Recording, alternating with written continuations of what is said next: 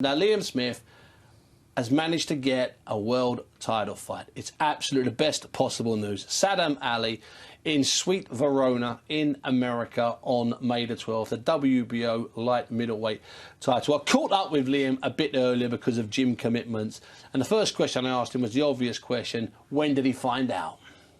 I kind of knew for a couple of weeks that it's going to be May 12th, Steve, and both sides, both teams were in negotiations back and forth. So I was quietly confident that it would always happen. So I knew it's kind of a done deal for maybe a week.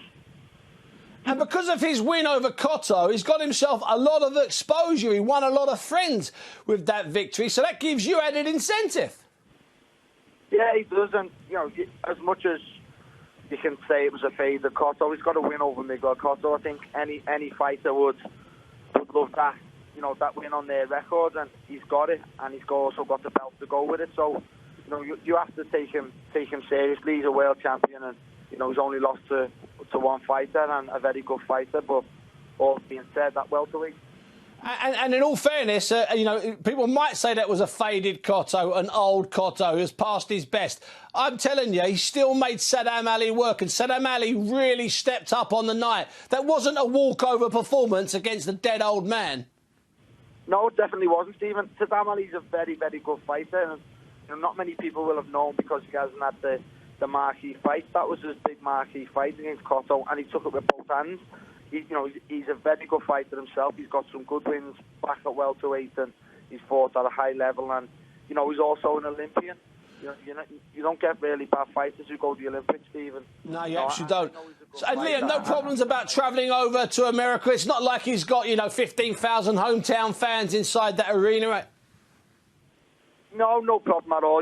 I went over there for the toughest task of all. And yeah. It never fazed me in the slightest. I didn't lose to Canelo Alvarez because I was fazed by the occasion. And the same with this, I'll go over there with no faze, no faze at all. Sadam Ali's a good fighter, and that's the only thing I go over with in mind. I don't care about where it is or what it is. I'm just happy I got the shot. Liam, were you disappointed when you found out about the Alvarez, the Canelo failed clenbuterol test? Did it disappoint you? It did to a certain extent, Steve, because, as much as I've lost to him, I'm a fan. Yeah. And it kind of disappointed me in that sense. I'm a fan, and I'm kind of, in awe of his ability. He's some fighter, and after the first Golovkin fight, it made me raise me opinions on him again. I thought, you know what, you are a very, very good fighter, and I've lost to a class fighter. And I think it just dampens his reputation, and it ruins him a little bit. It'll ruin his reputation in a lot of people's minds, and it kind of ruins his reputation in my mind also, to be totally honest with you. And I'm not really gutted over because I've lost to kind of calling him a cheat in that sense. But I just think he's ruined his reputation a little bit. Yeah, I do too. Now, during the last 18 months or so, it's been you at the top of the pile. You've had to beat Liam Williams twice, and they've been bloody, gory fights. But suddenly, the British light middleweight's going crazy. Kell Brook's out there, Amir Khan's out there. Fancy a bit of either of those two? Yeah, they do. Yeah, I think they've probably got their own options of fighting each other with them both being matchroom. But like I say, I go and beat Sadam Ali. That puts a spanner in the works for them too. Both of them will want me and my title. So, I go and beat Sadam Ali. I'm top of the three again. As much as people will say Amir Khan's top or Kell Brook's top, I go and beat Sadam Ali. I'm back top of that three, and I've got the world title. I've got the piece of the puzzle that they'll both want. So, I beat Sadam Ali, and I'm in a massive position again for big fights.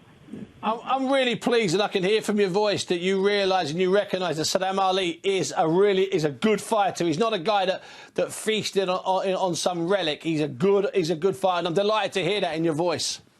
Yeah, he is. I followed him for a number of years, as in just I follow boxing. I'm a fan of boxing, and I've knew of him, Steve, back at welterweight.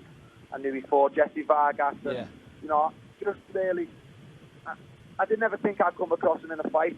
Yeah, listen, Liam, absolutely, thanks for your time, and we'll speak to you before May the 12th, and we'll get you in the studio, maybe get you down here, we'll film you. Liam, thanks for your time. No problem, thanks for having me, Steve, thanks mate.